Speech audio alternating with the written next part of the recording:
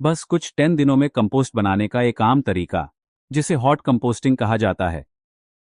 चाहिए कुछ ऐसे सामग्री, कोई कार्बन युक्त भूरी सामग्री जैसे सूखी पत्तियां, स्ट्रॉ या किसी अखबार के कुचले टुकड़े, कुछ हरी भरी नाइट्रोजन युक्त सामग्री जैसे पानी की बालों से उत्पन्न मलबा, किचन का कचरा जैसे सब्जी का छिलका या कॉफी के ग्राउंड्स, कुछ तो कंपोस्ट बिन या ढेर, पानी और उपकरण चाहिए जैसे बगीचे का फोर्क या फव्वारा। अपना खुद का कंपोस्ट बनाने के लिए आपको इन चरणों का पालन करना चाहिए। अपने कंपोस्ट ढेर या बिन के लिए बाहर की जगह तैयार करें। भूरी सामग्री की एक परत के साथ शुरुआत करें, फिर हरी सामग्री की एक परत डालें। माइक्रो ऑर्गेनिज्म को शामिल करने के लिए मिट्टी की एक पतली परत या समाप्त कंपोस्ट डालें, जो सहायता करेगी विघटन में। सामग्री की परतें जोड़ते रहें, हमेशा भूरी सामग्री की परत के साथ समापन करें। ठीक है, अगर ढेर सूख लगता है तो पानी डालें। 4 दिनों के बाद कंपोस्ट ढेर को बगीचे के फोर्क या फव्वारा से मिलाएं, ताकि हवा और गर्मी बराबर बांट सके, जो विघटन प्रक्रिया को तेज करने में मदद करता है। हर दूसरे दिन कंपोस्ट ढेर को घुमाते रहें। आपका कंपोस्ट ढेर 130-160 डिग्री फ़ारेनहाइट यानी 54-71 डिग्री सेल्सियस तक गर्म होना चाहिए। यह गर्मी खरपतवार के बीज और बीमारी उत्पन्न करने वाले जीवाणुओं को मारने में हेल्प करता है। 10वें दिन तक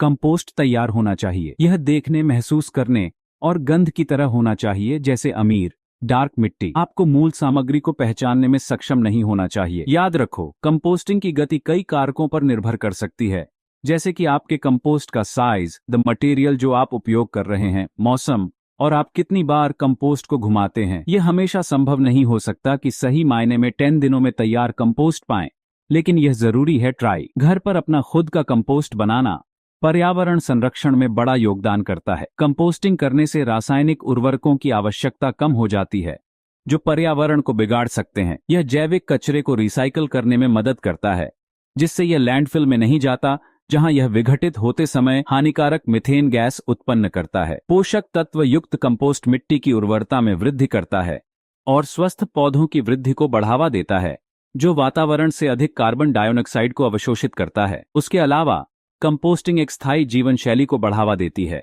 और विकास, क्षय और नवीनीकरण के प्राकृतिक चक्र की सराहना करती है। इस प्रकार घरेलू कंपोस्टिंग पर्यावरण